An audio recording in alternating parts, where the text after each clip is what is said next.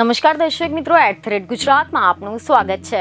સામાન્ય રીતે વરસાદની આગાહી ચોમાસા દરમિયાન કરવામાં આવતી હોય છે, પરંતુ આ વખતે શિયાળામાં પણ કમોસમી વરસાદ આવ્યો અને હવે ઉનાળા દરમિયાન પણ વરસાદની આગાહી કરવામાં આવી રહી છે। જી હા, રાજ્યમાં કાળઝાળ ગરમીના પ્રકોપની વચ્ચે હવે વિવિધ જિલ્લાઓમાં ભારેથી ભારે વરસાદની આગાહી કરવામાં આવી છે। હવામાન વિભાગ અને હવામાન શાસ્ત્રી અંબાલાલ પટેલ દ્વારા ભર ઉનાળે વરસાદની આગાહી વ્યક્ત કરવામાં આવી છે। તો ચાલો જાણીએ કે કયા કયા વિસ્તારો માટે વરસાદની આગાહી કરવામાં આવી છે। તો તમે જણાવી દઈએ કે મીડિયા રિપોર્ટ અનુસાર હવામાન વિભાગની એવી આગાહી સામે આવી છે કે મધ્ય અને દક્ષિણ ગુજરાતમાં 13 થી 15 એપ્રિલ દરમિયાન વરસાદની વકી છે।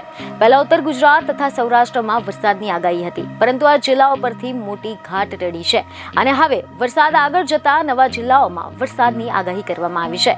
દક્ષિણ ગુજરાત અને મધ્ય ગુજરાત પર વરસાદની આગાહી છે, તો સૌરાષ્ટ્ર અને ગીર સોમનાથમાં માત્ર માવઠું આવશે, જેમાં 13મી એપ્રિલે વલસાડ, નવસારી, સુરત અને ગીર સોમનાથમાં માવઠું થશે, જ્યારે 14 થી 15 એપ્રિલે છોટાઉદેપુર, દાહોદ, નર્મદા અને ગીર પંથકમાં વરસાદની આગાહી કરવામાં આવી છે। તો બીજી તરફ ખબરો અનુસાર હવામાન શાસ્ત્રી અંબાલાલ પટેલે પણ એવી આગાહી કરી છે કે 12 થી 15 એપ્રિલ સુધી પવન સાથે પ્રી મોન્સૂન એક્ટિવિટી થવાની શક્યતા છે।